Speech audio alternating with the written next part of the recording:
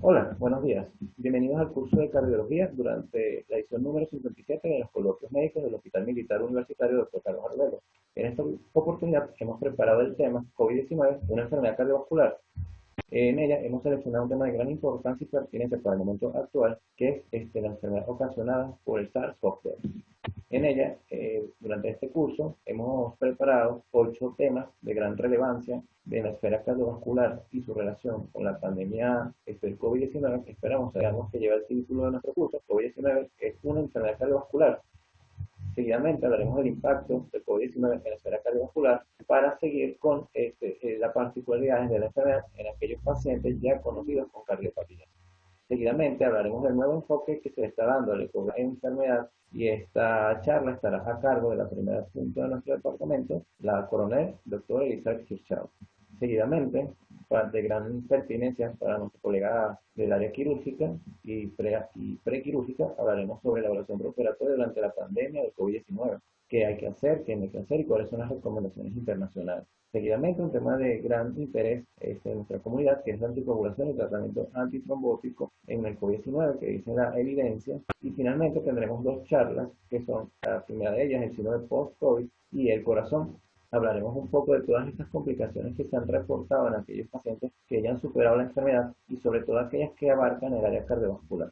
Y para finalizar, los servicios de cardiología ante esta nueva normalidad. Hablaremos un poco de la telemedicina, de las consultas en línea y cómo esto es una opción bastante favorable para el control de nuestros pacientes.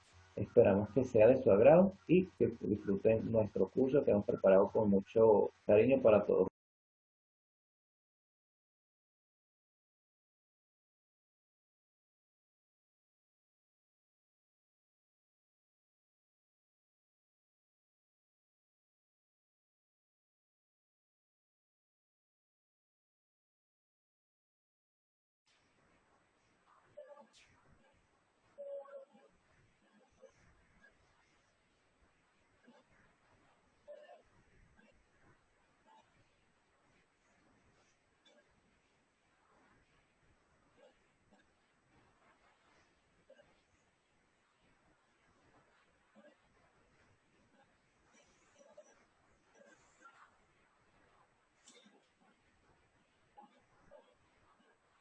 Buenos días tengan todos. El día de hoy voy a dar inicio a la conferencia del Departamento de Cardiología con el tema ¿es el COVID-19 una enfermedad cardiovascular? Bueno, para responder a este interrogante necesitamos empezar con unas generalidades.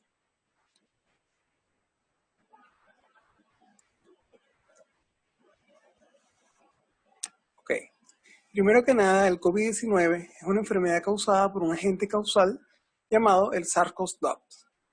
Fue descrito por primera vez en Wuhan, China, en 1 de diciembre del 2019, considerada una zoonosis, la cual es una enfermedad que se puede transmitir de humanos a animales y viceversa. Su modo de transmisión es a través de microgotas. Y bueno, su clínica principalmente va a estar conformada por fiebre y tos. Sin embargo, la ausencia de estas no quiere decir que no posea la enfermedad, ya que existen pacientes que son asintomáticos. La reunión que nos atrae hoy acá es en vista de la gran importancia que ha tenido esta pandemia, reportando para el día de hoy más de 50 millones de casos y una alta tasa de mortalidad, más de 1.200.000 muertes alrededor del mundo. En los datos de nuestro país, Venezuela, podemos observar que hay en cifras oficiales 94.600 casos y un total de 780 muertes. Cuando pensábamos de que el primer y el segundo cuatrimestre de este año habíamos superado todo, es solo la punta del iceberg, ya que en la última semana se han roto récords en casos nuevos en todo el mundo. En Estados Unidos, el viernes 6 de noviembre se reportaron 122.000 casos, en Francia 60.000 casos y un total a nivel global de 580.000. Por lo tanto, no estamos cerca de salir de la pandemia y debemos estar preparados hasta que consigamos la vacuna. Dentro de los factores de riesgo definitivos para la enfermedad severa, tenemos la edad, mayor de 65 años, enfermedad renal crónica, pacientes hebóticos, obesos, inmunosuprimidos, con enfermedades cardiovasculares, anemia y diabetes mellitus.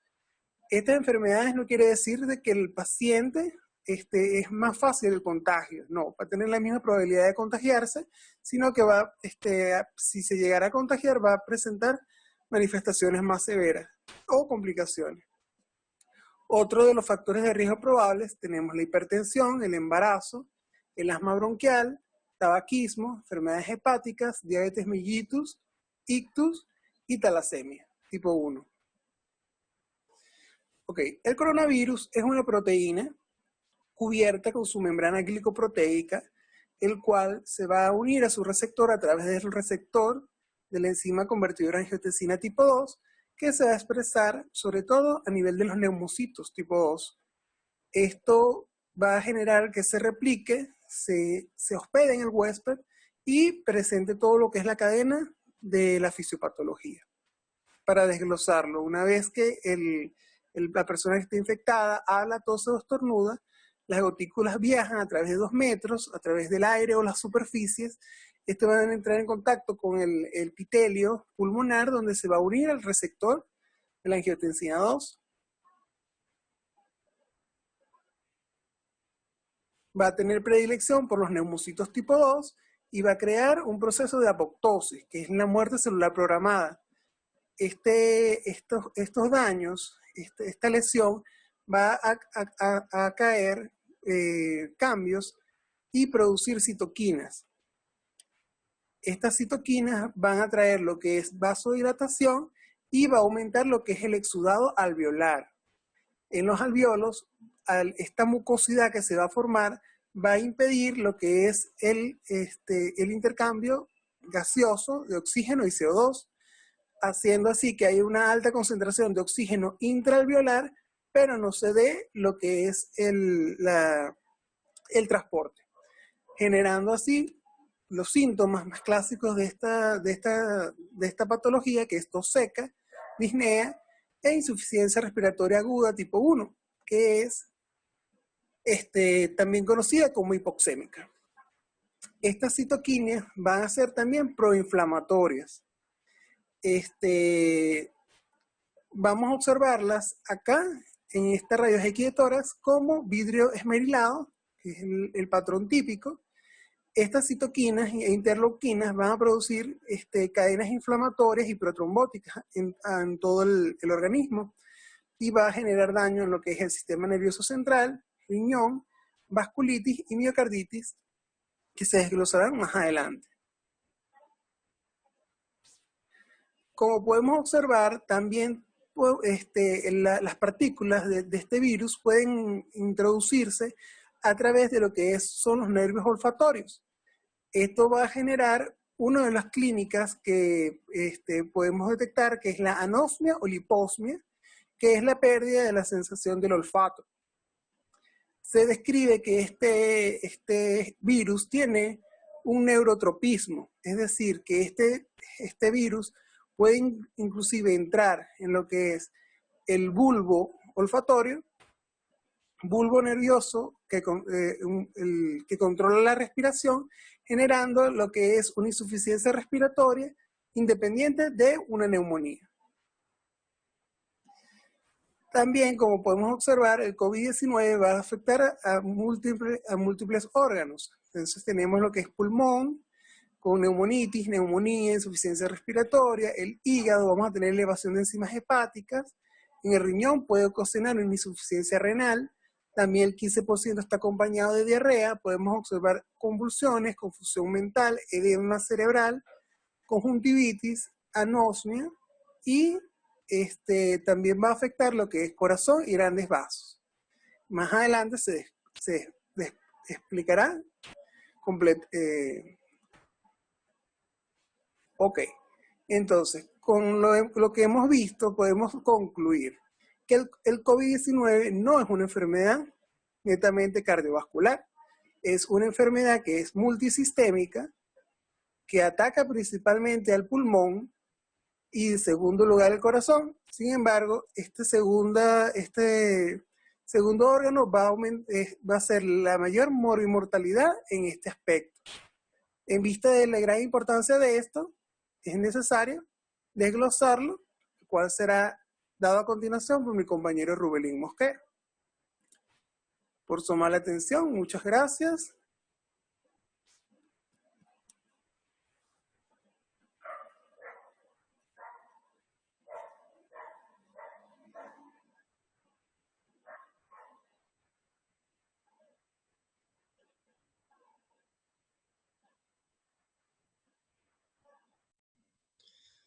Es para mí un honor formar parte del curso de Coloquio Médico y compartir con ustedes un tema tan interesante como COVID-19 y su impacto cardiovascular. Destacar que esta información fue extraída de la Sociedad Española de Cardiología, Sociedad Colombiana de Cardiología, la Sociedad Interamericana de Cardiología, Sociedad Uruguaya de Cardiología y datos epidemiológicos de la BBC. Ellos también destacan que toda esta información fue extraída de estudios en China y que de por sí pueden tener ciertas alteraciones. Luego de su primera aparición en diciembre del año pasado del COVID-19 en China, se registran actualmente a nivel mundial más de 50 millones de casos confirmados por COVID-19. Aquí en Venezuela, los 2 primeros casos confirmados fueron el 13 de marzo del presente año y actualmente han ascendido a más de 90.000 casos positivos por COVID-19. A la hora de evaluar la prevalencia de la enfermedad cardiovascular en pacientes con COVID-19, con un metaanálisis donde incluyeron 6 estudios con 1.527 pacientes en China, ellos destacaron que 17.1% de estos pacientes eran hipertensos, que un 16.4% cursaban con enfermedad cerebrovascular y que un 9.7% eran diabéticos. También evaluando la tasa de mortalidad, donde incluyeron 44.672 pacientes con COVID-19, ellos destacan que un 10.5% y un 7.3% de estos pacientes con enfermedad cardiovascular y diabéticos respectivamente, tenían que ver con esta mortalidad y que un 6% cursaban con hipertensión arterial. Estos datos comparados con una mortalidad general de un 2.3%.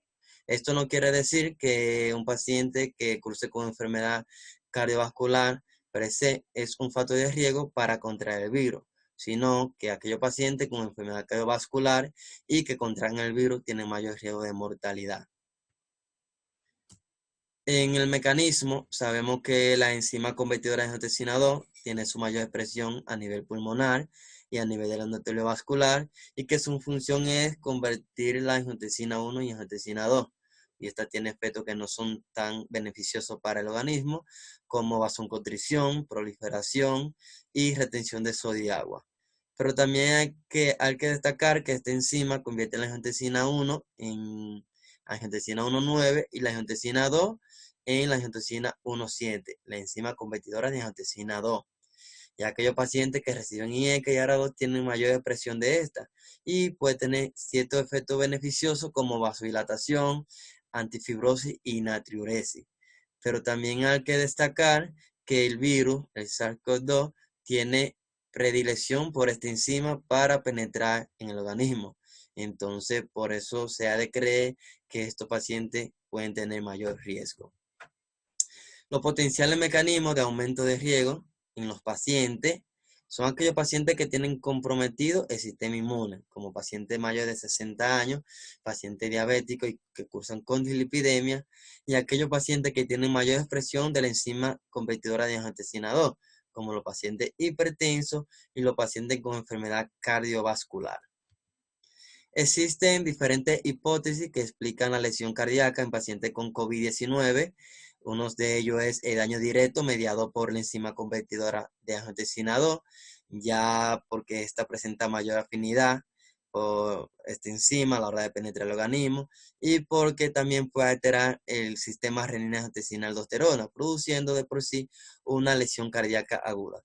También otra hipótesis es la lesión miocárdica inducida por hipoxia, que sabemos que aquellos pacientes que se encuentran con un síndrome de distrés respiratorio agudo por COVID-19 o ya sea por otra infección respiratoria, presentan estrés oxidativo, una acidosis intracelular y un daño mitocondrial que nos puede llevar también a una lesión cardíaca aguda.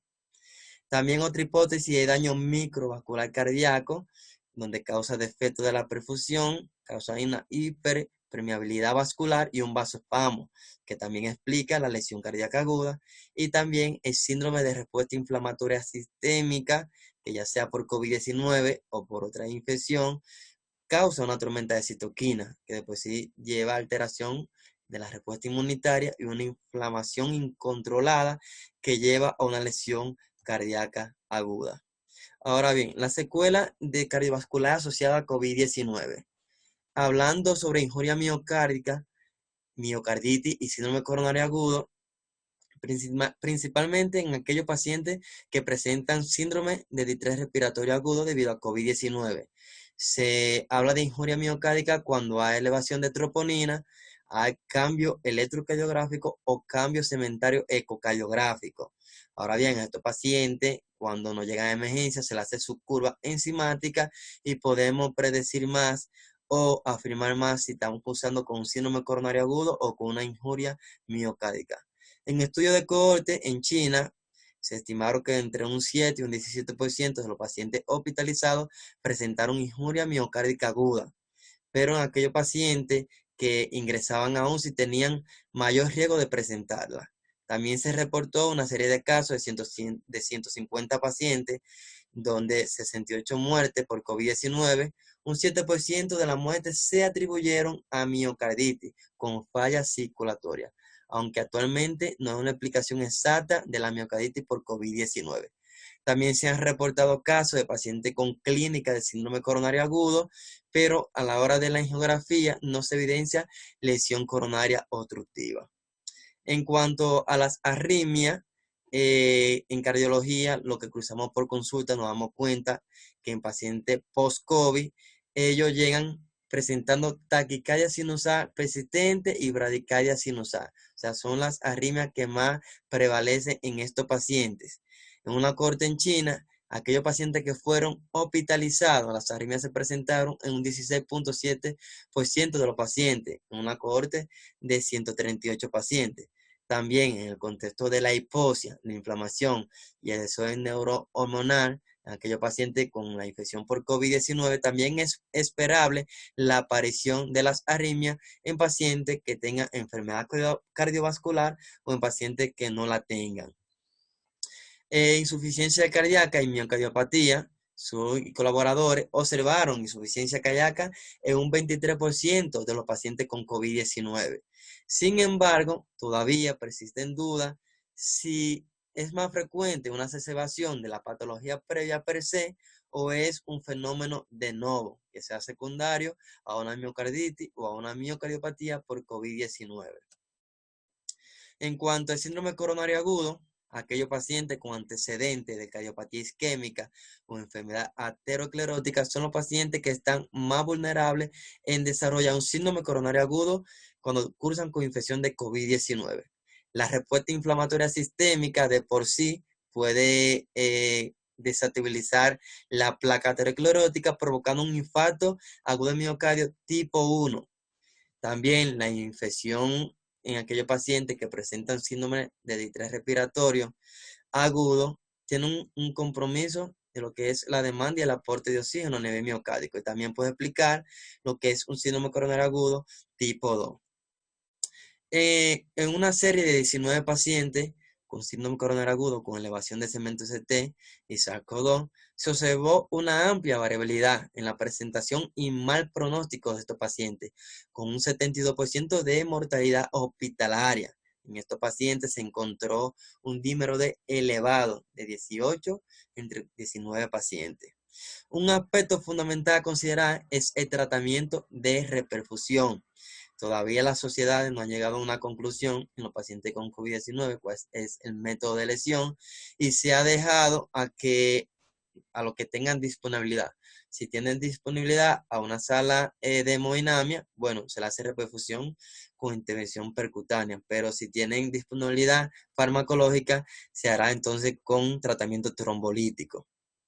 En cuanto a la enfermedad tromboembólica, los pacientes infectados por COVID-19 presentan un mayor riesgo de tromboembolismo venoso, alcanzando un 25% de los ingresos en la unidad de cuidado intensivo.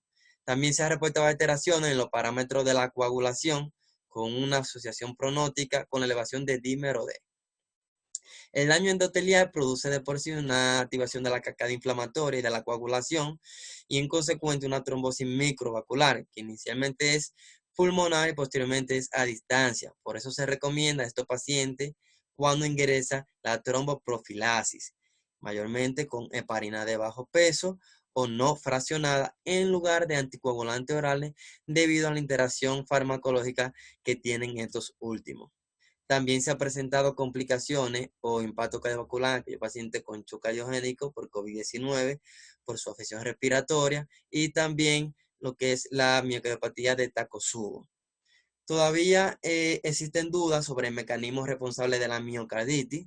No es de extrañar que, al igual que en otras afecciones respiratorias, los pacientes con SARS-CoV-2 y antecedentes de insuficiencia cardíaca crónica presenten descompensación de la misma. También un aspecto fundamental a considerar es el tratamiento de reperfusión, como expliqué anteriormente. También existen evidencias que la inflamación per se podría favorecer a la aparición de arritmia en pacientes con enfermedad cardiovascular o sin enfermedad cardiovascular. Y en la mayoría de los pacientes con COVID-19 cursan con una infección leve, pero aquellos pacientes mayores de 60 años con factores de riesgo o enfermedad cardiovascular, esta entidad puede generar compromisos respiratorios o cardiovascular que debemos conocer. Muchas gracias.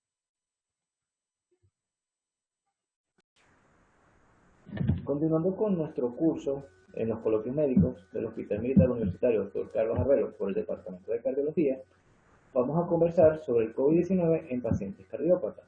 ¿Y por qué tiene importancia? Porque las enfermedades cardiovasculares, a pesar de esta situación de pandemia, siguen representando la primera causa de mortalidad a nivel mundial. Y considerando la fisiopatología de la enfermedad producida por el SARS-CoV-2 que previamente hemos conversado, y que ésta puede producir alteraciones microvasculares y macrovasculares desencadenantes del síndrome coronario agudo, falla cardíaca, miocarditis o incluso arritmia, los pacientes se suelen hacer tres preguntas. ¿Tengo mayor riesgo? ¿Debo modificar mi tratamiento cardiovascular? Y si es diferente la terapia para COVID-19. Y para el día de hoy, con esta charla, vamos a tratar de responder. Con respecto a la pregunta si tengo mayor riesgo, hay que considerar que el riesgo de infección grave y mortalidad aumenta con la edad y el sexo masculino. La mortalidad incluso se ha visto que aumenta por comorbilidades como enfermedad cardiovascular, hipertensión, diabetes, enfermedad pulmonar crónica y cáncer. Y casi el 75% de los pacientes que han muerto en esta pandemia tenían hipertensión arterial. Esto ha hecho que comunidades científicas y asociaciones como el CDC de Atlanta hayan definido que las enfermedades cardiovasculares, sin lugar a dudas, producen un riesgo definitivo de severidad en esta enfermedad.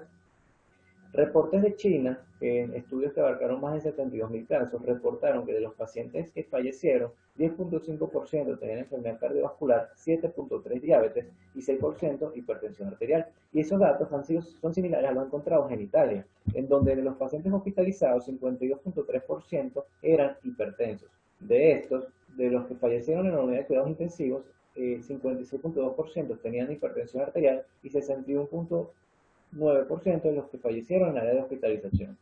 Estos hallazgos se encontraron también en pacientes con dislipidemias, que estuvo presente el 63.2% de los pacientes que fallecieron en terapia intensiva, falla cardíaca en 36.8% y diabetes mellitus en 35.2%. Datos similares a los encontrados en los Estados Unidos, en donde se vio que los pacientes que requirieron hospitalización, la edad media era de 63 años, que predomina el sexo masculino un 60%, y la hipertensión estaba presente en 56%, enfermedad arterial coronaria en 11% y enfermedad cardíaca congestiva o insuficiencia cardíaca en un 6.9%.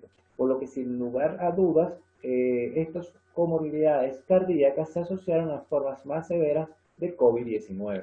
Incluso es de hacer notar que escalas de riesgo ampliamente utilizadas para neumonía adquirida en la comunidad, como es el CUR 65, incluye el tema de la tensión arterial y se ha desarrollado actualmente una escala para evaluar el riesgo llamada escala CAL, en donde solamente la presencia de comorbilidades aporta 4 puntos, y dentro de estas están sin lugar a dudas las enfermedades cardiovasculares como la hipertensión arterial y otras enfermedades como la diabetes mellitus. Vale destacar que en esta escala tener más de 6 puntos ya se asocia a un 50.7% de probabilidad de desarrollar formas severas de COVID-19.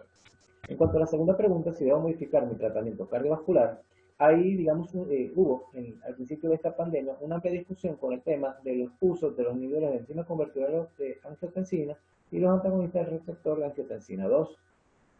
Había una serie de, digamos, investigadores que decían que al SARS-CoV-2 interaccionar con el receptor de la enzima convertidora de angiotensina 2, en aquellos pacientes que tenían tratamiento crónico y donde se había desarrollado una mayor cantidad de receptores a nivel celular, esto podría promover a que el virus tuviera mayor posibilidad de penetrar al interior celular. Mientras que había otra serie de investigadores que decían que en pacientes sin tratamiento previo con IECAS o ARA2, el uso de estos fármacos en estadios tempranos de la enfermedad podrían prevenir la interacción del virus con este receptor y por ende su entrada al interior celular. Sin embargo, la evidencia lo que nos dice es que se debe continuar el tratamiento de estos agentes si no hay otra razón para la interrupción, básicamente da por hipotensión. Y no se recomiendan estos fármacos como posible tratamiento para el COVID-19. Un estudio multicéntrico realizado y publicado en New England Journal of Medicine, que abarcó 8.910 pacientes, analizó la utilización de distintos fármacos cardiovasculares en pacientes que sobrevivieron y no sobrevivieron a la hospitalización por COVID-19. Y se pudo ver que ellos analizaron lo que era el uso de los IECA, de los bloqueantes del receptor de angiotensina, beta bloqueantes, antiplaquetarios y estatinas. Y con ellos pudieron obtener los siguientes hallazgos. Se vio un aumento del riesgo de fallecer al tener mayor de 65 años, presentar enfermedad arterial coronaria, insuficiencia cardíaca, arritmias cardíacas, enfermedad pulmonar obstructiva crónica o ser fumador, mientras que utilizar fármacos como los inhibidores del receptor de angiotensina y las estatinas pareciera tener un efecto protector que se traducían en una mayor probabilidad de supervivencia al alta hospitalaria. Incluso guías de la Sociedad Europea de Cardiología dicen que tanto en pacientes hospitalizados como en pacientes ambulatorios hay que continuar el tratamiento antihipertensivos acordado según las guías específicas para hipertensión arterial, sin necesidad de tener que omitir estos fármacos en aquellos pacientes que están diagnosticados con COVID-19. En cuanto a la amiodarona, que es un fármaco ampliamente utilizado para el control de arritmias supraventriculares y ventriculares, hay estudios que reflejan efectos positivos en pacientes con infección por SARS-CoV-2, ya que se ha visto inhibición del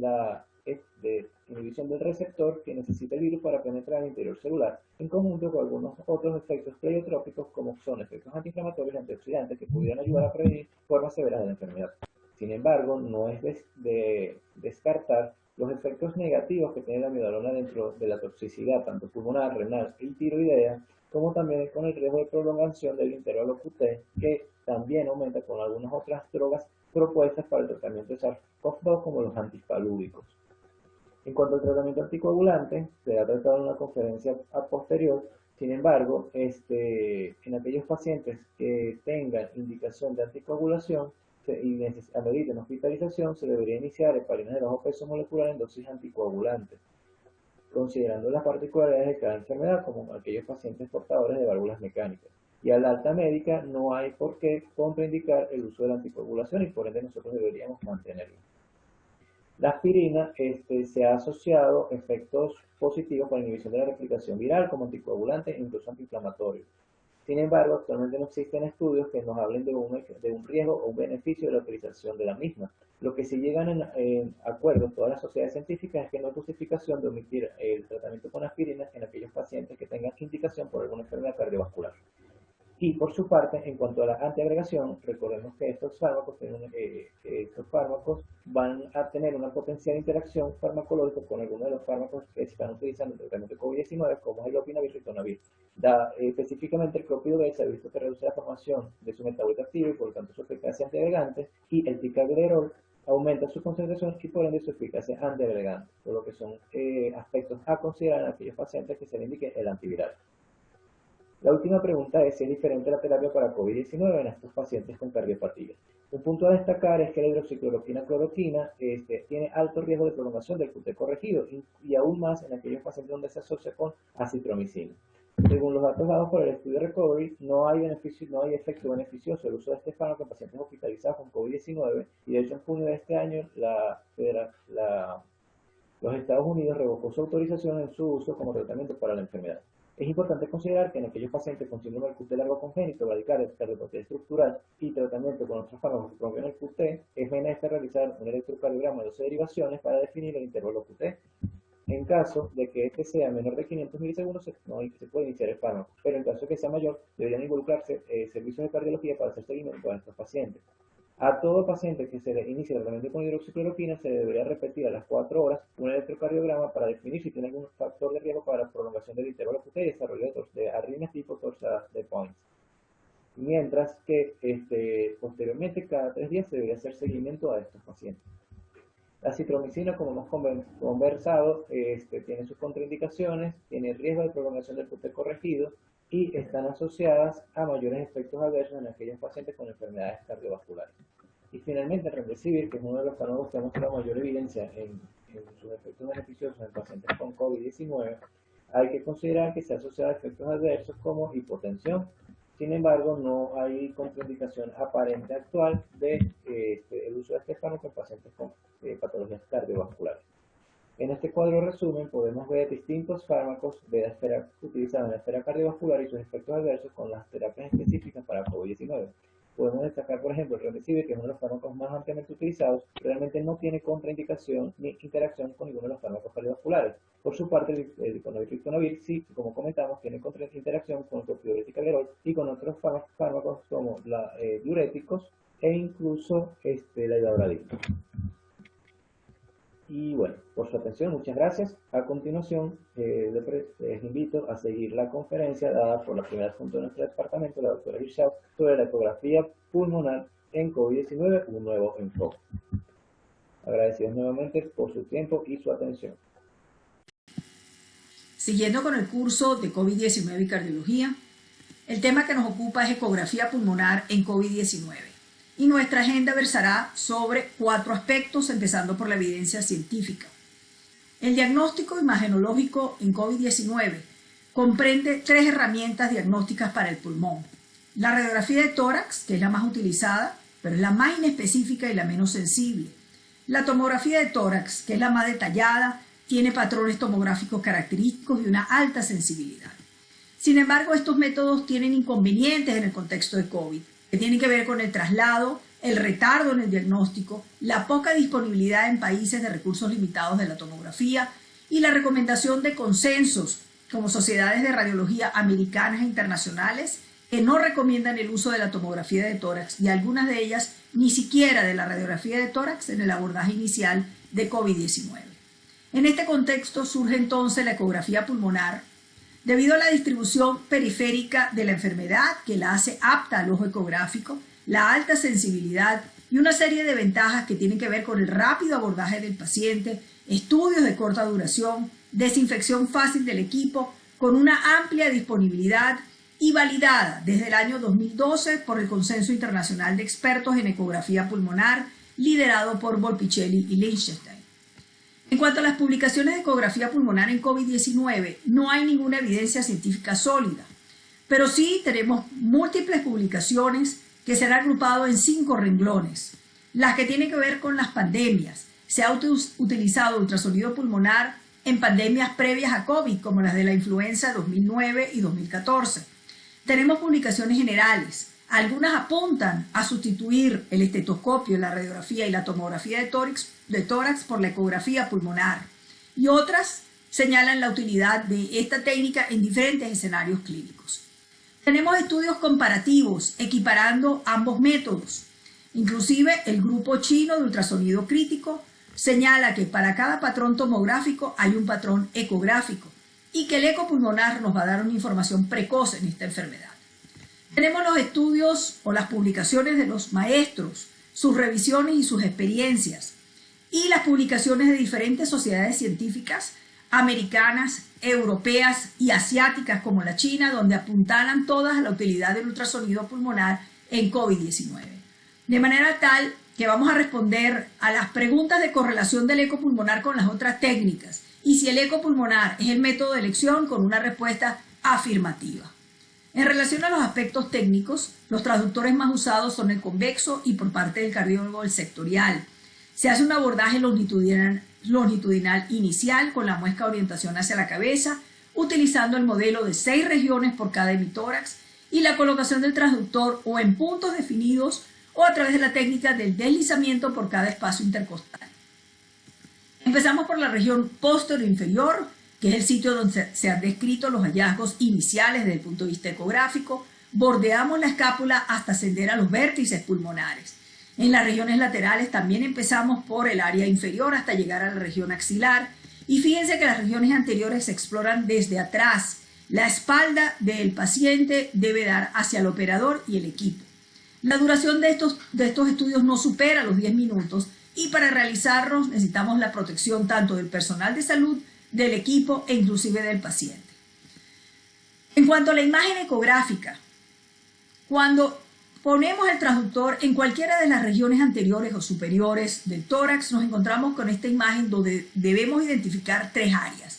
Las estructuras superficiales de la pared torácica, donde se identifican las costillas como una línea hiperecogénica con sombra acústica posterior, y debajo del plano de las costillas, la segunda área a identificar, que es la línea pleural. Es la primera línea hiperecogénica debajo del plano de las costillas, es delgada, lisa y dinámica, porque está formada por la pleura parietal y la pleura visceral que realiza desplazamientos craniocaudales con la respiración. Esto le va a dar a la línea pleural un aspecto chispeante o abrillantado denominado signo del deslizamiento.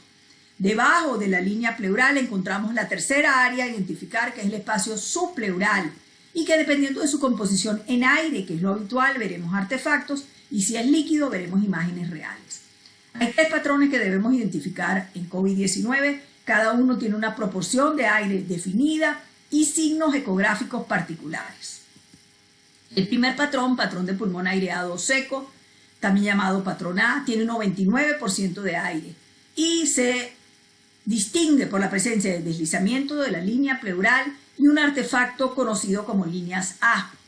Cuando las ondas ultrasónicas interactúan con la interfase línea pleural-aire, se reflejan en su totalidad, rebotan contra el transductor y esto genera un artefacto de reverberación denominado líneas A. Son líneas paralelas a la línea pleural, se desvanecen en la profundidad y son equidistantes al espacio que hay entre la piel y la línea pleural. Entonces, cuando tenemos este patrón en COVID, indica que hay aire en el espacio subpleural y por lo tanto no hay afectación intersticial. Es un criterio imagenológico para observación domiciliaria y en pacientes en convalescencia es un criterio de recuperación. Patrón intersticial o patrón B. También predomina el aire. Veremos también un artefacto diferente que son las líneas B y tiene un poco más de líquido que el anterior. De manera que cuando nosotros insonamos la pared torácica y la onda ultrasónica interactúa con la interfase formada por la línea pleural, el líquido contenido en el espacio intersticial y el aire alveolar que lo rodea, genera una serie de reflexiones que determinan este segundo artefacto conocido como líneas B. Son artefactos verticales que inician en la línea pleural, se extienden hasta el final de la pantalla sin desvanecerse, son dinámicas porque se mueven con el deslizamiento y hasta un número de 2 es normal. Esta es la representación gráfica de las líneas B. Pero cuando definimos síndrome intersticial necesitamos 3 requisitos. 3 o más líneas B en un espacio intercostal con un abordaje longitudinal. Una vez que hemos definido el síndrome intersticial debemos caracterizarlo y cuantificarlo. La caracterización depende de 4 parámetros: las zonas afectadas, los hemitórax involucrados, la distribución del patrón y el aspecto de la línea pleural, que puede ser normal si la vemos lisa, delgada y desliza, o anormal cuando la vemos irregular, engrosada o con interrupciones, es decir, fragmentada. En COVID, el patrón intersticial se caracteriza por ser difuso, bilateral, heterogéneo, con línea pleural irregular. Una vez caracterizado, pasamos a cuantificar el síndrome intersticial. Las líneas B se correlacionan directamente con la cantidad de líquido y por tanto con la severidad de este síndrome. Hay varios parámetros para hacer la cuantificación, pero usamos uno sencillo, que es el de las líneas B separadas cuando se encuentran alejadas, indica afectación leve, líneas B juntas cuando se encuentran cercanas, indica afectación moderada, y líneas B confluentes cuando están tan cercanas que no se pueden distinguir, indican afectación severa. El doctor Golpicelli introduce un signo característico en COVID, que es el light beam o haz de luz, que es la presencia de confluencias de líneas B que aparecen y desaparecen en la imagen con la respiración. También hay una correlación entre la severidad y la presencia de edema intersticial y edema intersticio alveolar. Y cuando está este patrón presente en COVID, indica que hay afectación intersticial o intersticio alveolar, nos permite estratificar la severidad de la afectación e inclusive hacer detección precoz en la fase subclínica. Tercer patrón, patrón de consolidación. Predomina el líquido, por lo tanto vamos a ver imágenes reales tipificadas con el signo del tejido. Vemos en esta área central una ecodensidad similar a un órgano sólido. Esta área está llena de líquido. La onda ultrasónica se transmite y nos va a dar una información real de lo que está pasando en el parenquima pulmonar, denominado signo del tejido. El signo del tejido tipifica la consolidación, que en COVID se puede presentar bajo tres modalidades. Los microconsolidados subpleurales, que son áreas hipoecoicas debajo de la línea pleural, la consolidación segmentaria, cuando ocupa una parte del lóbulo pulmonar, y la consolidación translobar, cuando ocupa todo un lóbulo pulmonar. La presencia de este patrón indica afectación más severa y un pronóstico más ominoso. La severidad, entonces, de la afectación pulmonar desde el punto de vista ecográfico depende de la evolución de los patrones y de la evolución dentro de cada patrón. Así tenemos que las formas leves son líneas B separadas, microconsolidados con una distribución focal y unilateral, mientras que las formas severas son líneas B confluentes, consolidación translobar con una distribución difusa y bilateral. En cuanto a la utilidad de la ecografía pulmonar, participa en diversos escenarios clínicos. En el triaje nos permite hacer diagnóstico rápido, estratificar la severidad, el destino del paciente, también permite el triaje domiciliario y el despistaje preoperatorio de los pacientes. En hospitalización permite hacer seguimiento y respuesta al tratamiento, y en terapia, además del seguimiento, participa en todas las fases de la ventilación mecánica. Presentamos este algoritmo de triaje en pacientes con COVID-19 que utiliza dos herramientas: la pulsioximetría en reposo y ejercicio y la ecografía pulmonar, que nos va a permitir confirmar el diagnóstico, estratificar la severidad y el destino del paciente. Para finalizar, presentamos la declaración de la Sociedad Americana de Ecocardiografía. Ellos hablan de realizar un protocolo POCUS cardíaco, pulmonar y vascular en los pacientes con COVID-19 sospechoso y confirmado. El POCUS reemplaza al estetoscopio y si la información suministrada es suficiente, no requiere de estudios adicionales. Por este estudio entonces podemos inferir que el POCUS es el método de elección propuesto, disminuye la exposición, se requiere un abordaje multiorgánico de los pacientes y ampliar el horizonte ecográfico del cardiólogo. Presentamos para finalizar este trabajo que es la evaluación ecográfica cardiopulmonar en COVID-19 realizada en el Hospital Militar Universitario Dr. Carlos Arvelo. Se han recopilado hasta la fecha 35 pacientes que fueron hospitalizados con diagnóstico de COVID sospechoso confirmado. Fíjense que la ecografía pulmonar nos señala que hay síndrome intersticial en 95% y consolidación en 40%, bastante similar a la literatura. Y la ecografía cardíaca también presenta algunas alteraciones no tan frecuentes como en la literatura, pero siempre nos va a servir de base para hacer el seguimiento del paciente. Entonces, estas son todas las ventajas que presenta la ecografía pulmonar en COVID-19, por lo cual podemos afirmar que en tiempos de COVID-19 es la elección. Y aunado al POCUS cardíaco es aún mejor. Muchas gracias.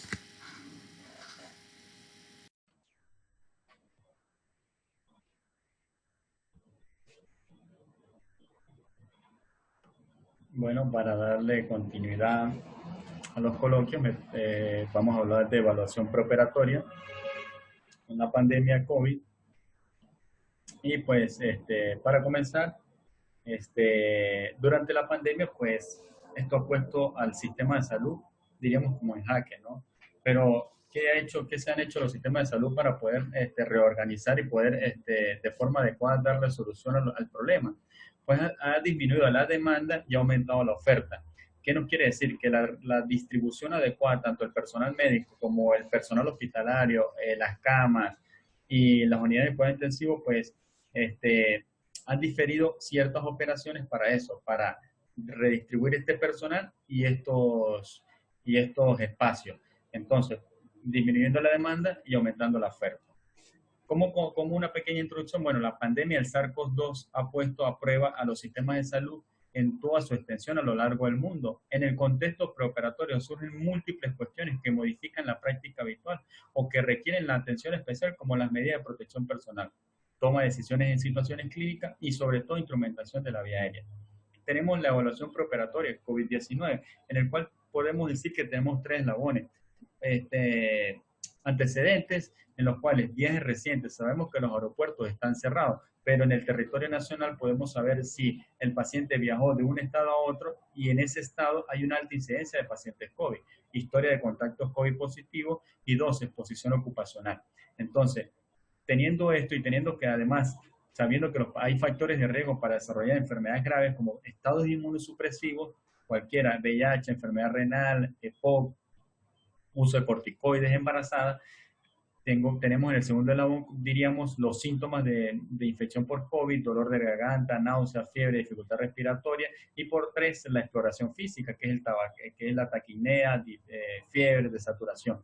Entonces, ¿qué pasa? Si tenemos un caso sospechoso teniendo uno de los 3 y lo confirmamos con alguna prueba, generalmente RT-PCR por SARS-CoV-2 o hacemos una prueba rápida donde nos salga IgM positiva, pues tenemos un caso ya confirmado o casos sospechosos, como dijimos, diferimos el procedimiento. Pero si este paciente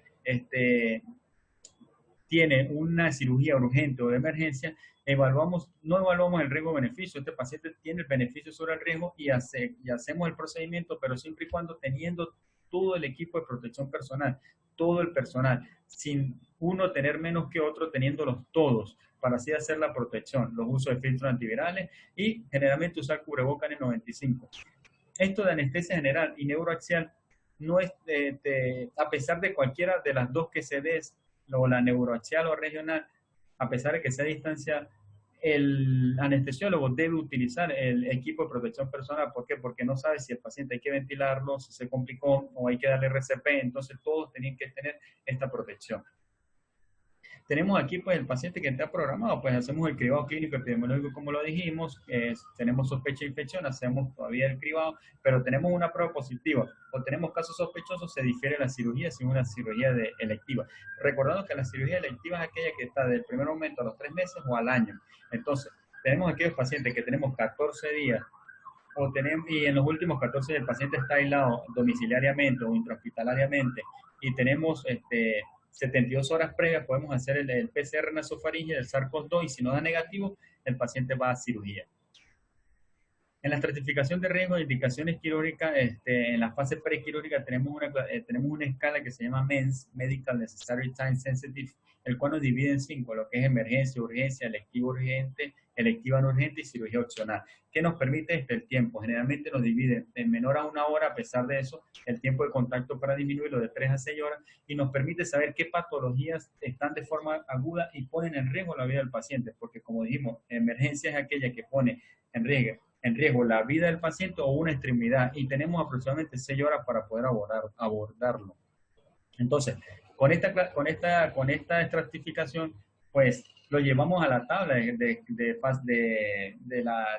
la MENS. Pero, ¿por qué? Porque nos permite saber el estado de inmunosupresión del paciente, nos permite el riesgo de la cirugía, si el paciente amerita intubación, ventilación mecánica, ¿no? Y si nos da mayor a 55 puntos, pues tenemos un MENS alto y sabemos el pronóstico es muy grave de este paciente. Pero esta escala no está por encima de la clínica, o sea, del juicio clínico que tenga el médico. Si el juicio clínico es incomparable y no es sustituible, y si requiere de medidas de quirúrgicas, se debe hacer. La fase prequirúrgica también tenemos varios ítems, como el comportamiento de la pandemia. Si la pandemia viene en descenso, la curva viene en aplanamiento, la redistribución de los recursos por un equipo médico hospitalario se deben empezar a hacer. Entonces se debe empezar a hacer solución a aquellas patologías que fueron diferidas. Tenemos la organización por bloques quirúrgicos. ¿Qué nos quiere decir esto? Que está el bloque quirúrgico ambulatorio y hospitalario. Si el bloque quirúrgico hospitalario tiene buena ventilación, no hay aerosol, no hay humo, generalmente que ponga en contacto y tiene buena área de ventilación, se debe organizar para ir dándole solución a aquellas cirugías ambulatorias. Tenemos los procedimientos diagnósticos. ¿Qué son procedimientos diagnósticos? ¿Dónde se van a realizar? Si se van a hacer en el medio ambulatorio, en el medio hospitalario o a nivel domiciliario también se puede, siempre y cuando el equipo médico que tenga el comité lo sepa organizar y distribuir adecuadamente. Los antecedentes, como vimos, muy importantes porque aquellos que tienen antecedentes de antecedentes de inmunosupresión tienen mayor riesgo y tienen mayor riesgo de fallecer, o sea, mayor mortalidad. Tenemos el consentimiento informado muy importante, ¿por qué? Porque emitimos la orden del PRE, y, o sea, lo que es el consentimiento informado nos permite abordar al paciente y decirle su pro y su contra del proceso, del procedimiento. No nos salva o no nos exenta de responsabilidad, pero hacemos a darle a conocer el conocimiento debido a que estos pacientes que realmente a veces son asintomáticos o que son positivos, más el estrés quirúrgico, y se pone, y más que tiene COVID, pues generalmente hemos visto que los desenlaces no son buenos. Tenemos lo que es el mecanismo recordatorio de 72 a 48 horas. ¿Qué nos quiere decir esto? Que hay una persona que está encargada de poder avisarle al paciente de que no pierda su cirugía, de que se planificó para ese día y que esté pendiente y ese día esté a la hora que se cite. Tenemos minimizar el uso de dispositivos que generen humo y aerosoles, generalmente en áreas más que todo cerradas. Inhabilitar la sala de espera porque sabemos la aglomeración y ruta de acceso. Deben estar marcadas las rutas de acceso al quirófano, por donde pasan los pacientes COVID. ¿Para qué? Para evitar la confusión y que los pacientes que están negativos pasen por esas áreas o tengan contacto con esas áreas. Entonces ya en la fase quirúrgica también lo divide en 12 ítems, en lo cual el primero es designar un quirófano específico para todos los casos COVID. En pacientes deben llevar con cubreboca N95 desde el primer momento que ingresan al hospital, no portar artículos innecesarios, teléfono, bolígrafo, colocar en el carro de paro fuera del quirófano, los medicamentos, insumos, lo que es cubreboca y zapatos deben ser desechables, el buen higiene de las manos, quinto, con solución alcohol gel, todo material que esté dentro del quirófano, máquinas de anestesia, monitores, debe ser cubierto con plástico y una vez posterior debe ser retirado posterior a cada procedimiento o al final de los procedimientos.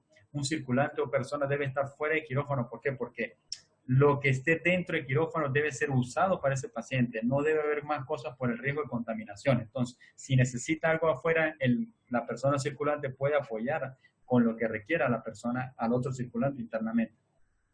Se debe cortar el tiempo de quirúrgico para la disminución de la exposición. El paciente debe permanecer en quirófano hasta la recuperación y debe ser trasladado a un lugar de aislamiento útil. Debe existir bolsa de basura fuera y dentro del quirófano. El camino del paciente hacia el quirófano debe estar despejado y señalizado y debe ser limpiado posterior a que el paciente pase. No debe, las manos deben tenerla encima de él y no estar tocando cualquier parte externa para evitar la mayor contaminación, y debe ser trasladado con cubreboca N95.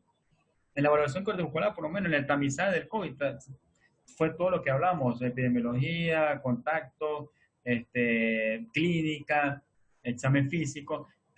Si tenemos un caso sospechoso, bueno, queremos corroborar la prueba rápida IgM y IgG, se recomienda en las primeras 24 horas o al momento que ingresa el paciente, y si tenemos un periodo de 72 horas, hacemos RT-PCR SARS-CoV-2.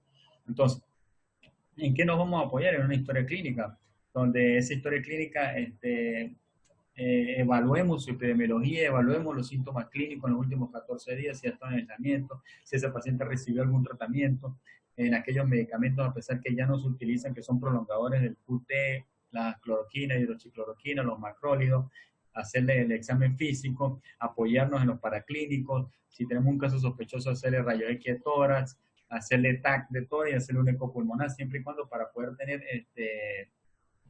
ver y englobar bien al paciente y poder ayudarlo de la mejor manera de que su cirugía salga perfectamente.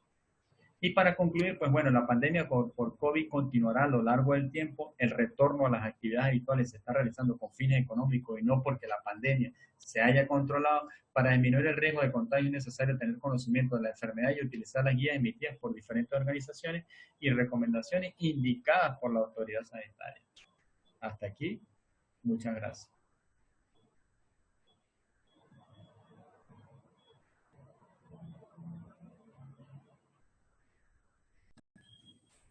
Siguiendo con los seminarios del Departamento de Cardiología, yo soy la doctora Vanessa Burgos y le voy a hablar sobre la anticoagulación y tratamiento antitrombótico en COVID-19. Alrededor del 20% de los pacientes ingresados por COVID-19 en cuidados críticos pueden desarrollar un evento tromboembólico derivado de los mecanismos inflamatorios con liberación de citoquinas que generan un estado protrombótico. Asimismo, los pacientes críticos están inmovilizados, por lo que aumenta el éxtasis venoso y el daño endotelial.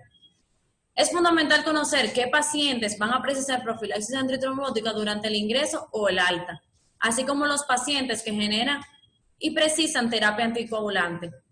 Conocer el riesgo, estratificación y establecer el tratamiento antitrombótico más eficaz nos va a ayudar a reducir lo que es la mortalidad asociada a esta infección.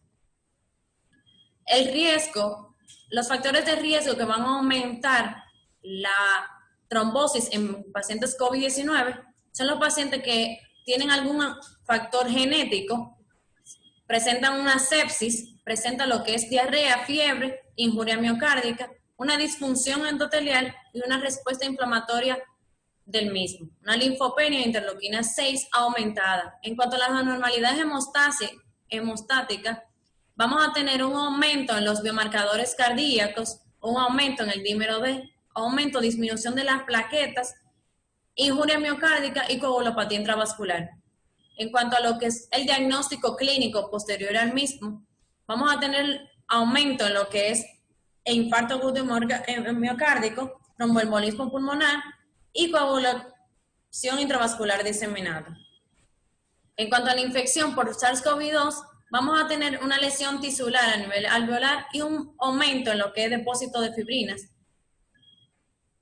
Una inflamación mediada por neutrófilos y macrófagos que van a ser aumentada por lo que es la trombosis, el aumento de la interleuquina 6, el aumento del dímero D y el aumento de lo que es la activación de monocitos y factor de plaquetas. En cuanto a ello, vamos a tener lo que es una hipercoagulabilidad y una inflamación del mismo, que va a generar un aumento en la trombosis, aumento de las fibrinas y micro y macrotrombosis a nivel pulmonar, a nivel del corazón, a nivel cerebral y va a aumentar lo que son las defunciones por el mismo. Los pacientes que sufren una infección por SARS-CoV-2 tienen un aumento de riesgo tromboembólico, especialmente en los pacientes que ya tuvieron una enfermedad tromboembólica relacionado con alguna situación crítica o alguna inmovilización que conllevó a esta entidad. Aumento del dímero D, aumento del tiempo de protrombina y aumento de lo que es cifra de plaquetas y fibrinógenos nos van a ayudar a lo que es la trombosis en COVID-19. Según un estudio que se realizó en 184 pacientes con SARS-CoV-2 en cuidados intensivos, 49% de los mismos tuvieron un evento tromboembólico, 87% de ellos a nivel pulmonar, 6% a nivel cerebral, 2.6% con trombosis arterial y 4% en la trombosis tuvieron trombosis venosa profunda y el 14% del mismo murieron por eventos trombóticos. En cuanto a la tromboprofilaxis, es importante la escala de Padua. Si tiene un mayor puntaje, 4 puntos define lo que es un alto riesgo de tromboembolismo venoso. En cuanto a la escala de IMPROVE, a nivel de sangrado o a nivel de enfermedad tromboembólica, si tienes mayor de 4 puntos es un riesgo alto para la misma. Aumenta el sangrado y aumenta lo que es la enfermedad tromboembólica. Según la declaración de la orientación provisional de la Organización Mundial de la Salud, se recomienda la heparina de bajo peso molecular a nivel diaria, profiláctica, o heparina no fraccionada subcutánea 2 veces al día. La heparina no fraccionada, 5.000 unidades internacionales subcutáneas cada 12 horas o cada 8 horas. En cuanto a la enoxaparina, 40 miligramos subcutáneos cada 24 horas. La misma debe ser ajustada dependiendo del peso del paciente y la función del riñón. En cuanto a lo que más utilizamos a nivel nacional, la enoxaparina es la más utilizada con 40 miligramos subcutáneos diario. Y la heparina no fraccionada, 5.000 unidades internacionales subcutáneas 2 veces al día. Es importante considerar la tromboprofilaxis extendida después del egreso en los pacientes que mantengan lo que es un riesgo elevado de eventos trombóticos y no tengan contraindicación o riesgos elevados de eventos hemorrágicos mayores. En este caso, pudiéramos seguir utilizando lo que es la enoxaparina, 40 miligramos subcutáneos orden día, o un anticoagulante oral como es el rivaroxaban, 10 miligramos orden día por al menos 45 días. La anticoagulación es el tratamiento principal ante la presencia de eventos trombóticos tipo embolismo pulmonar, trombosis venosa profunda y otros eventos embólicos en COVID-19. Se recomienda mantener lo que es una dosis habitual terapéutica hasta tener mayor evidencia del mismo. La heparina no fraccionada, una infusión continua, en la dosis inicial de 5.000 a 10.000 unidades internacionales endovenosas y manteniendo un mantenimiento de 20.000 a 40.000 unidades internacionales a nivel endovenoso. En cuanto a la enoxaparina, 1 miligramo kilogramo de peso subcutáneo BID. La anticoagulación con heparina no fraccionada requiere de controles del tiempo de tromboplastina parcial activada, con base al cual se estima los ajustes del goteo del tratamiento que debe pasarse a nivel endovenoso por bomba de infusión. La dosis de carga es de 75 a 100 unidades internacionales por kilogramo endovenoso para pasar en 10 minutos y dependiendo del mismo, vamos a disminuir o suspender el bolo de acuerdo al riesgo de sangrado de la edad del paciente. A los pacientes mayores de 18 años, 18 unidades por kilogramo hora. Debemos de mantener la anticoagulación posterior al egreso ante eventos trombóticos tipo embolismo pulmonar, trombosis venosa profunda o embolias arteriales. Como le dije anteriormente, el rivaroxaban es lo que más se encuentra en este país, por lo que se puede mantener 21 días con 15 miligramos BID o hasta 6 meses 60 miligramos una vez al día. En cuanto a los pacientes que no tenían tratamiento anticoagulante previo al ingreso por COVID, debemos de tener algunos criterios y el mismo, si hay un alto riesgo tromboembólico, debemos de tener una dosis profiláctica, una dosis extendida o una dosis anticoagulante dependiendo de la necesidad del paciente. Siempre con enoxaparina, dependiendo de la función del riñón y del peso del paciente. En cuanto a los pacientes que ya tenían una anticoagulación previa al COVID-19, si no hay ningún tipo de problema con lo que es la interacción con los medicamentos que él mismo está utilizando, se debe considerar mantener la anticoagulación, especialmente rivaroxaban, o inicio de la heparina de bajo peso molecular a dosis anticoagulantes, dependiendo si el paciente tiene alguna válvula protésica o mecánica, o si el alta del mismo refiere un inicio posterior a él de la anticoagulación de cero. En cuanto a la interacción farmacológica, es importante que sepamos que los nuevos anticoagulantes orales con el lopinavir y el ritonavir y el darunavir son los que tienen interacción del mismo. Por lo tanto, está contraindicado el uso continuo y conjunto de los mismos. En cuanto a la conclusión, para ya finalizar, el COVID-19 es una enfermedad protrombótica. Tiene escasa evidencia de tratamiento antitrombótico y la anticoagulación reduce lo que es la mortalidad. Es importante identificar los pacientes con mayor riesgo y la dosis anticoagulante que es necesaria. La interacción medicamentosa, si previamente ya tenemos anticoagulantes y empezamos con estos medicamentos como el lopinavir y el ritonavir, debemos de tomar en cuenta si es necesario seguir anticoagulación o no. Y que el mismo puede tener contraindicación. Favorecer también a teleconsultas y fármacos que no requieren controles ambulatorios es lo ideal. Entonces, ¿qué no debemos de llevar de todo esto? Es que el COVID-19 es una enfermedad protrombótica. Gracias por su atención y seguimos con los seminarios de cardiología.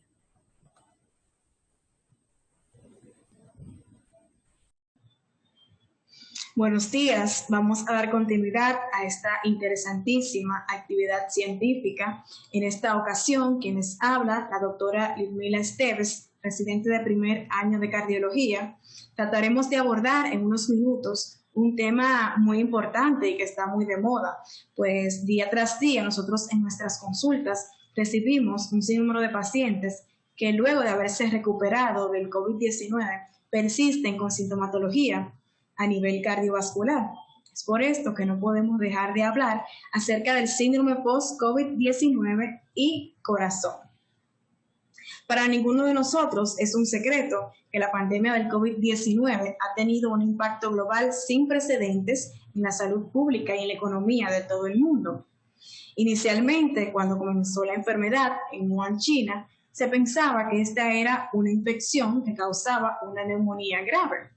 Hoy por hoy sabemos que aunque esto puede ser verdad, esta es una enfermedad realmente multiorgánica que afecta desde el cerebro hasta los dedos de los pies.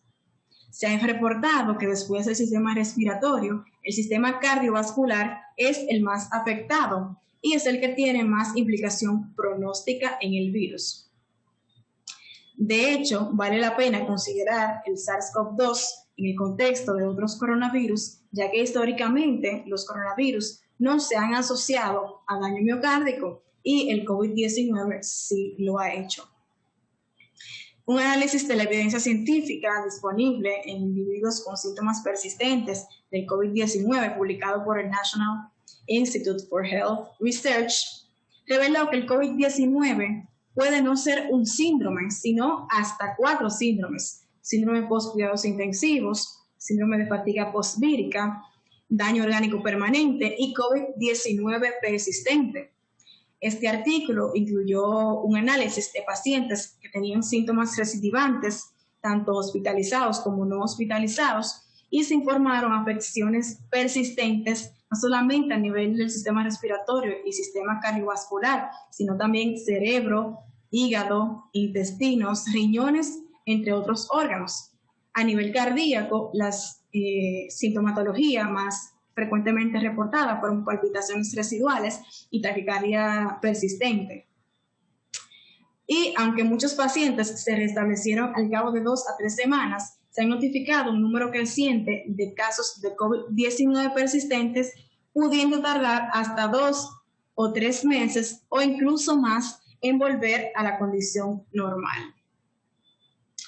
Más de 9 meses después de los picos que ocurrieron en Wuhan, China, luego en Lombardía, en Italia, en España, en la ciudad de Nueva York y en varios países de América Latina y el mundo, todavía tenemos información limitada sobre los efectos tardíos del SARS-CoV-2 en el sistema cardiovascular. Los estudios informan que la incidencia a nivel de las complicaciones cardiovasculares varían entre un 12 a un 78%. Esto, lógicamente, va a depender de la población estudiada y del método utilizado. Entonces, ¿cuáles fueron las complicaciones comúnmente vistas en estos pacientes? Pues miocarditis, infarto agudo del miocardio, evento cerebrovascular, arritmias. Esto ya lo hablaron los disertantes anteriormente, desde taquicardia sinusal persistente, bradicardia sinusal, fibrilación auricular, trastornos de la conducción, pericarditis. En los niños también se ve muy frecuentemente un síndrome inflamatorio multisistémico, también el shock cardiogénico e incluso la muerte. Recientemente se publicó en la revista Circulation un artículo sobre la urgente necesidad de realizar estudios de los efectos a largo plazo del SARS-CoV-2 en el sistema cardiovascular, ya que las morbilidades cardiovasculares son de importancia crítica para reconocer y mitigar la infección activa. Más allá de la fase aguda, ¿cuáles son los riesgos tardíos para la salud en el COVID-19 y en particular las complicaciones cardiovasculares? Publicaciones recientes han intentado y han iniciado el proceso de determinar hasta qué punto el SARS-CoV-2 puede afectar la aptitud del sobreviviente y lo que informó, señores, es preocupante. Los estudios que se requieren para comprender los efectos cardiovasculares a largo plazo del COVID-19 van desde laboratorios como troponina ultrasensible, PCR, dímero D, la realización de autopsias, imágenes como el ecocardiograma, resonancia magnética cardíaca, electrocardiograma y pruebas funcionales. Es decir, que necesitamos la realización de un enfoque multidisciplinario para estimar la frecuencia y la gravedad de las complicaciones cardiovasculares en el COVID-19. Se realizó un estudio por Putman y colaboradores donde analizaron si existe daño miocárdico residual tras la enfermedad del COVID-19. Para ello analizaron una cohorte de 100 pacientes con enfermedad superada reciente evidenciada por PCR, donde realizaron prueba de resonancia magnética cardíaca a todos los pacientes. Ellos compararon los hallazgos clínicos y de resonancia magnética de los pacientes con un grupo control de 50 pacientes sanos y otro grupo de 57 pacientes que tenían factores de riesgo cardiovascular. En el grupo post-COVID, 53% de ellos eran masculinos y un 49%, una edad media de 49 años. De los 100 pacientes, 67 fueron recuperados en su domicilio y 33 tuvieron que ser ingresados. El intervalo promedio entre el diagnóstico de COVID-19 y la realización de la resonancia magnética fueron 71 días. Es decir, que en el momento de realizar la resonancia magnética, o sea, 71 días después del paciente saber que tenía COVID-19, aún persistían estos pacientes con disnea persistente en un 36% de los casos, dolor torácico atípico en 17% de los casos y palpitaciones en 20% de ellos. Además, la troponina T ultrasensible era detectable en 71 pacientes y estaba marcadamente elevadas en 5% de ellos. A nivel del grupo control, en comparación, los pacientes recuperados de COVID tenían un ventrículo izquierdo con una fracción de eyección ligeramente reducida. Asimismo, tenía un aumento discreto del volumen y de la masa del ventrículo izquierdo.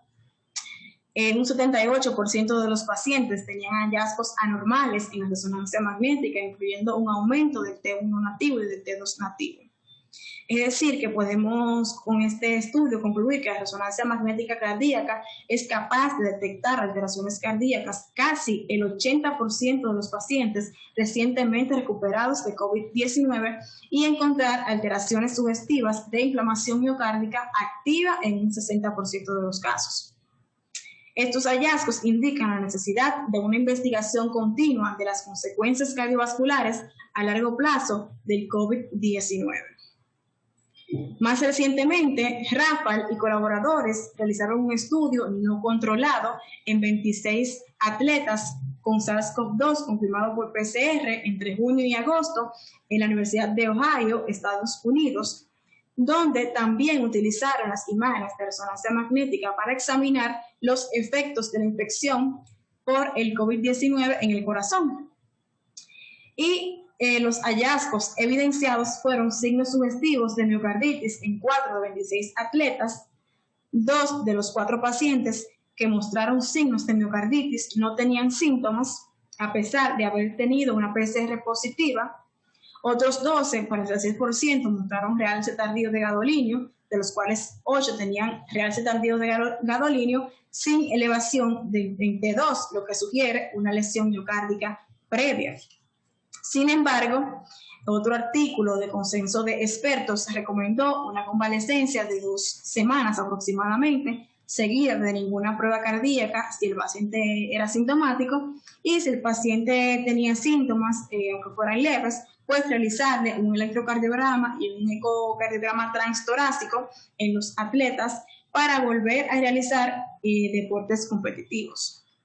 Sin embargo, desafortunadamente, la ausencia de un grupo control en este artículo y también la escasa cantidad de pacientes, pues dificultan realizar una conclusión en este estudio. Aparte de los estudios anteriormente mencionados que fueron con imágenes, se realizó otra investigación, pero en este caso en autopsias, para evaluar las características patológicas de la lesión miocárdica asociada a COVID-19 en los pacientes ya fallecidos. Esta fue la primera serie con un examen histológico cardíaco extenso, con un estudio multicéntrico internacional, donde se evaluaron 21 autopsias en pacientes con COVID-19 y los hallazgos fueron miocarditis linfocítica en un 14% de los casos, infiltración intersticial de macrófagos en un 86% de los casos, pericarditis leve en un 19% de los casos, lesión aguda en el ventrículo derecho en un 19%, también afectación a nivel del endocardio, 14%, y también en las arterias coronarias. Este estudio aún es relativamente pequeño y no cuenta con el poder estadístico suficiente para también realizar conclusiones.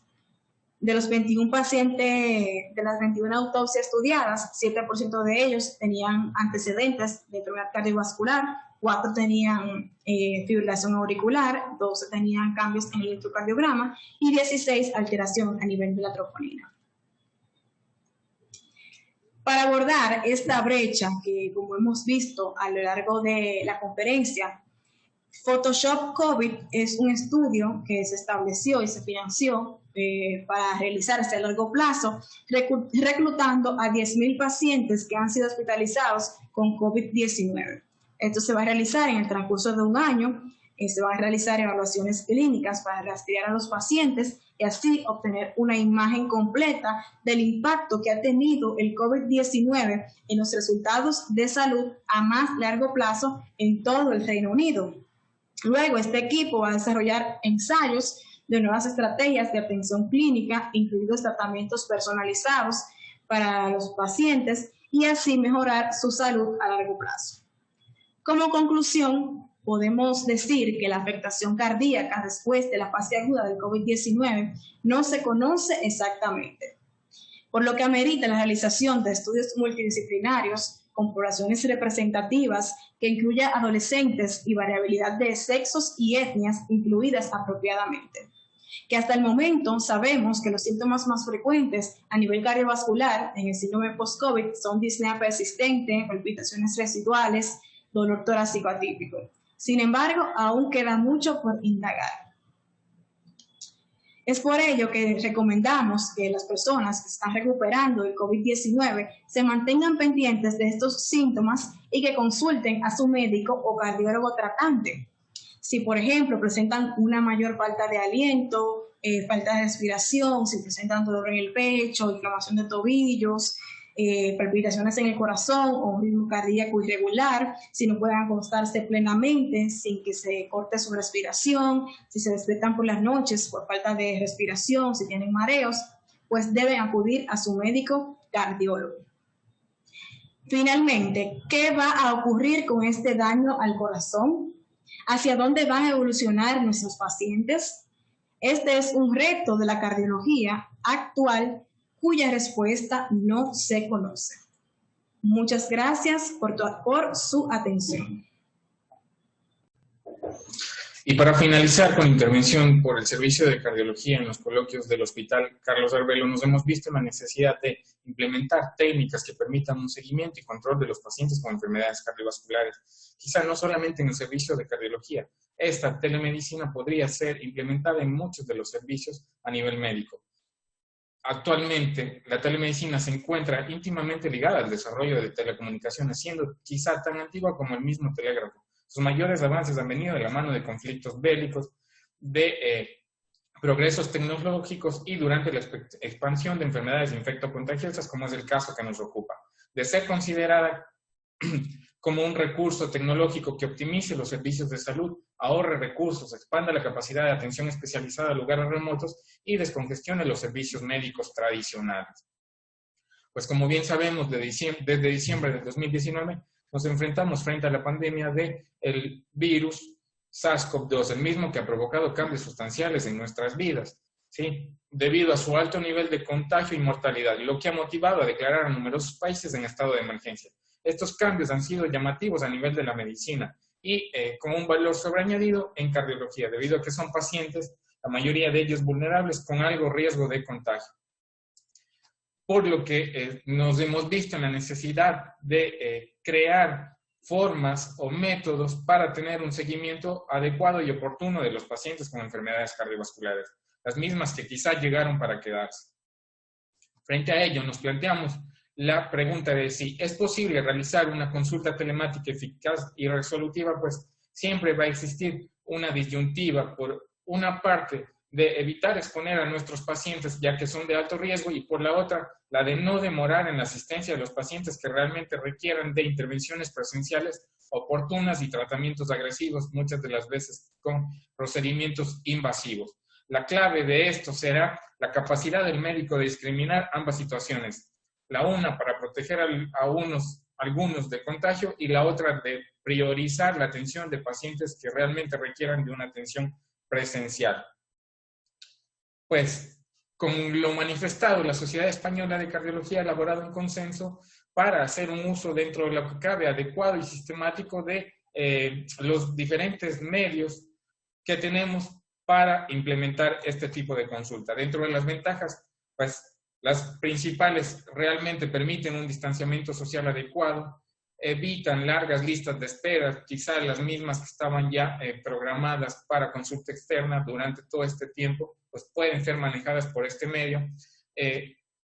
Difiere o disminuye consumos y quizás costes innecesarios como inmovilizaciones innecesarias. Dentro de las desventajas tenemos la necesidad de realizar una adecuada exploración física, la falta de comunicación no verbal con el paciente y las limitantes que realmente preocupan a nivel de los países tercermundistas, como es la falta de señal digital, la falta de cobertura legal de estas nuevas formas de telemedicina y la falta de un consentimiento informado por parte del paciente. En este consenso se plantea una propuesta basada en 3 pasos principales. El primero, el contacto inicial con el paciente, el mismo que puede ser realizado por personal administrativo o de enfermería, que se encargarán de programar la cita con el cardiólogo por medio de la forma más adecuada y de recabar la información necesaria para el médico. El segundo punto será la evaluación como tal por el médico cardiólogo, quien hará uso en lo posible de historias clínicas electrónicas donde se lleven resúmenes de los casos de cada uno de los pacientes, donde tengamos una plantilla preformulada que permita un rápido acceso a la información y un fácil manejo del mismo. Y para finalizar, pues el flujo del paciente en caso de que el mismo requiera quizá cambios en cuanto al tratamiento, para la facilidad de la entrega de récites, la programación de nuevas consultas en lo posterior. Los diferentes formatos de consulta que tenemos actualmente, pues tenemos por medio de llamadas telefónicas, por medio de aplicaciones que permitan acceso a mensajes de texto, por medio de videoconferencia, por medio de correos electrónicos. Se han implementado en los países del primer mundo sistemas y softwares específicos para dar teleasistencia domiciliaria, como es el TELEA. Los más usados a nivel mundial realmente, y quizá no desde la presencia de la pandemia, sino desde hace mucho tiempo atrás, pero con una forma quizá pues no aceptable, pero que se lo venía haciendo, es la llamada telefónica, la misma que es sencilla y accesible, pero no tiene el inconveniente de no tener una comunicación no verbal con el paciente. Dentro de las videoconferencias es el más aceptable, ya que permite una comunicación audiovisual y mejora la relación médico-paciente, pero lo que preocupa es pues que no en todo lado existe la disponibilidad del mismo.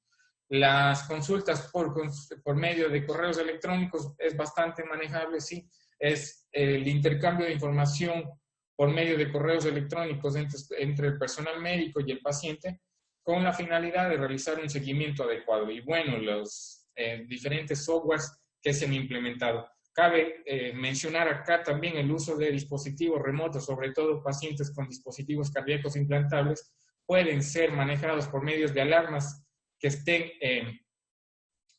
en contacto con una base de datos a la cual tenga acceso el médico de cabecera de cada uno de los pacientes. Dentro de las consultas más comunes en el servicio de cardiología, los pacientes con cardiopatía isquémica posterior a un síndrome coronario agudo, el paciente llevará a cabo una primera consulta con el médico cardiólogo, el cual evaluará la adherencia al tratamiento, la presencia o ausencia de diferentes signos y síntomas al momento y la posibilidad de nuevos eventos que haya presentado el paciente. Las consultas subsiguientes pueden ser realizadas por personal de enfermería capacitado en enfermedades cardiovasculares o quizá con charlas informativas grabadas que tengan un fácil acceso al personal a nivel mundial las 24 horas del día. Otra de las consultas más comunes para el personal de cardiología son los pacientes con arritmias, dentro de ellas pues la más común, la fibrilación atrial. En esta, hacer énfasis en si estamos frente a un paciente con estabilidad o inestabilidad hemodinámica, si esta fibrilación atrial es de reciente diagnóstico, es permanente, persistente, si es paroxística, si el paciente con el uso de los múltiples scores que tenemos a la mano requiere o no de terapia anticoagulante. De ser posible, siempre considerar como primera opción el uso de terapia de anticoagulantes orales de acción directa, ya que son de más fácil manejo a nivel domiciliario. Otro de los pacientes que acuden de forma usual o rutinaria al servicio de cardiología son los pacientes con insuficiencia cardíaca. Estos pacientes es importante tener presente la clase funcional de cada uno de ellos y en caso de presentar descompensaciones, pues si son leves y creemos que pueden ser manejadas en la atención primaria, pues realizarlas allí, pero si quizá requieren de un tratamiento más agresivo, de un manejo por múltiples especialidades y con exámenes que quizá estén disponibles en hospitales de tercer nivel, pues requerirán realmente de una consulta presencial. Con todo lo mencionado, pues siempre habrá la necesidad de diferentes enfermedades que requieran de una consulta presencial. Pacientes con cardiopatía isquémica que presenten angina inestable, pacientes con cardiopatía isquémica que presenten dolor torácico de perfil isquémico y carácter inestable, pacientes con insuficiencia cardíaca congestiva, la cual haya empeorado su clase funcional, con signos o síntomas de bajo gasto, pacientes con frecuencias cardíacas que estén pues con tendencia a sus dos extremos, ya sea hacia la bradia o taquicardia, pacientes con descargas de los dispositivos implantables que tengan alarmas subsecuentes, pues requieren de consulta presencial, al igual que pacientes con arritmias, con una cardiopatía estructural de base, que hayan presentado más de un episodio sincopal o más de un episodio de palpitaciones. Son pacientes que se benefician de una consulta presencial. Cuando ésta sea necesaria, pues en lo posible intentar que la consulta sea en una zona libre de COVID-19, lo cual pues es difícil de predecir. Finalmente, con la transición a una fase post-pandémica, la transformación de la clave de la telemedicina será cambiar de un modo de crisis donde se ha permitido el uso de tecnologías provisionales o no probadas a un modo sostenible, seguro, con la necesidad de no vulnerar la ley de protección de los datos de cada uno de los pacientes y de implementar esta telemática de una forma correcta para el uso y la práctica clínica diaria. Tenemos dispositivos ya de la mano, los cuales pueden enviar información directamente al médico de cabecera, como son los relojes que dan señales de un trazado, quizá un D2, fonendoscopio, que pueden ser conectados a dispositivos electrónicos y que por medio de señal pueden ser auscultados por el paciente, por el personal médico, perdón, y también dispositivos cardíacos que por medio de autoimanes que tienen igual comunicación con dispositivos telefónicos puedan ser controlados y manejados. Por la atención prestada a la presente, muchísimas gracias.